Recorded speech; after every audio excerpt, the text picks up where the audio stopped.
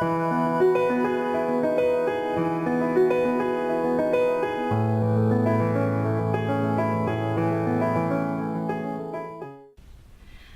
I'm Allison B. Hanson. Today I'll be sharing with you a reading from my new book, When Least Expected. "Why are you here?" Ian said to himself as he looked up at the building where his ex-wife worked. "This is such a bad idea. Don't do it."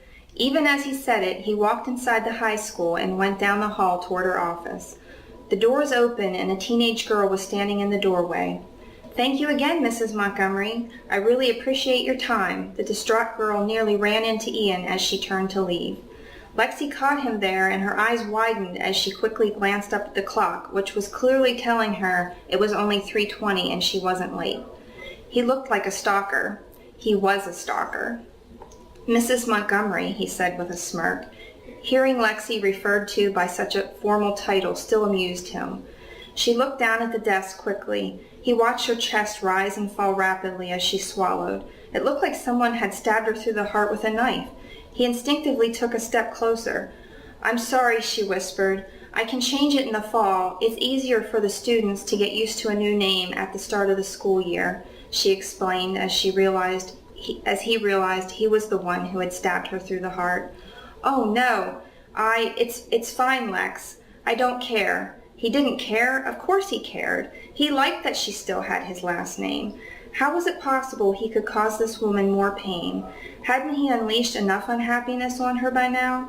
Apparently he needed to track her down where she worked, where she'd tried to move on with her life and ruin that too. "I'm sorry, Lex. I didn't mean it the way it sounded. I gave you that name freely. What you do with it is your business. Whatever's easiest for you. I really don't mind at all." She swallowed and gave him a little nod. "Am I late?" she asked the next logical question. "No, I had an earlier meeting on this side of town and I didn't want to drive home before our meeting, so I was just wandering around." "And you ended up here?" she asked while looking around her small office. It was a surprise to him too, but he couldn't say that. Instead, he shrugged it off. "Go figure," he said. "Did you want to grab a drink?" She put her index finger on her chin. "Meeting with a lawyer. I might want to have my wits about me," she decided with an easy smile. That smile made his stomach flip.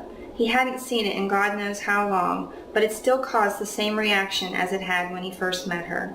"Ice cream?" He came up with an offer she couldn't refuse. She was a sucker for ice cream.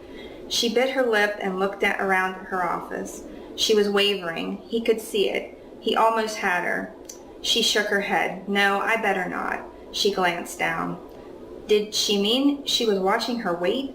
That couldn't be. She was thinner than she had been when they were married. Actually too thin for his liking.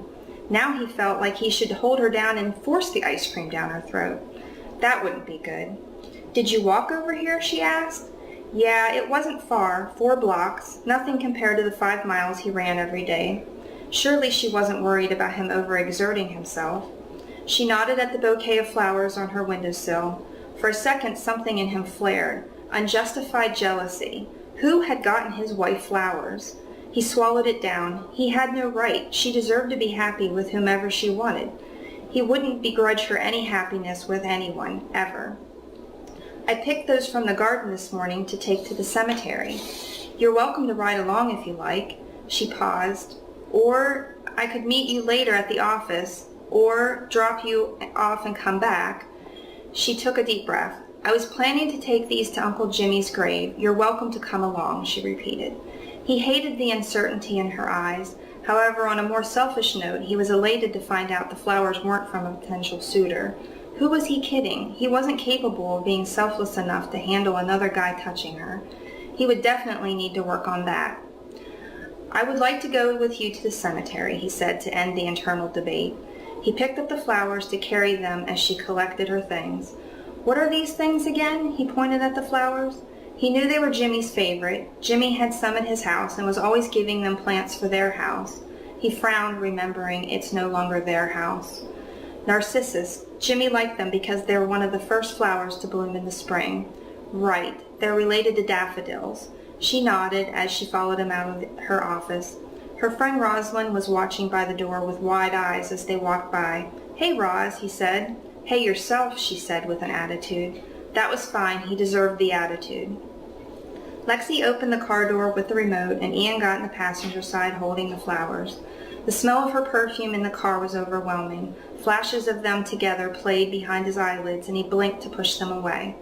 "Did you get the oil change?" he asked, because that had always been his duty. "Yes." She squinted at the sticker in the corner of the window and pointed. "It's good until next month."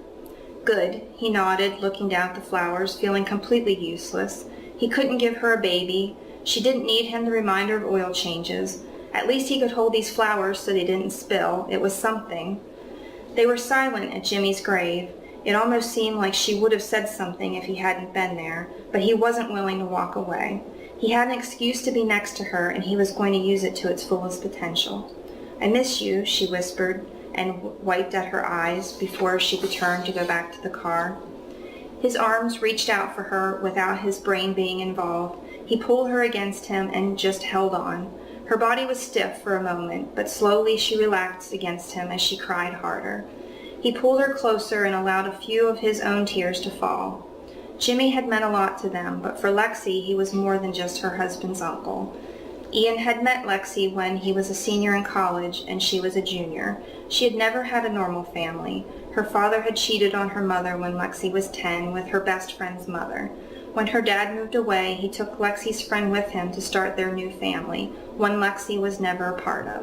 Instead, she stayed with her mother, who became bitter and hated all men. According to her, they were all cheaters who would use the best years of her life and leave her alone with nothing but pain. And yet the summer of Alexis's junior year, her mother married a drunk who put his hands on her. Without thinking about what he was doing, Ian and Uncle Jimmy drove across Virginia to get her and bring her home to Roanoke. She stayed with Uncle Jimmy because Ian's mother was afraid people would talk if he had his girlfriend shacking up at his house. It didn't matter. Uncle Jimmy only lived a block over from Ian's house, so he was over there until all hours of the night, falling in love with Alexis. Jimmy taught her how to cook, and most importantly taught her that loving someone, namely Ian, wasn't a scary thing. Jimmy had been in love with his wife Linda for 38 years before she died, and he'd never regretted a minute he had with her. Ian knew what that felt like. Despite the rough times, he never regretted a minute of the time he had with Lexi, not even this moment, standing in a cemetery holding her while she cried.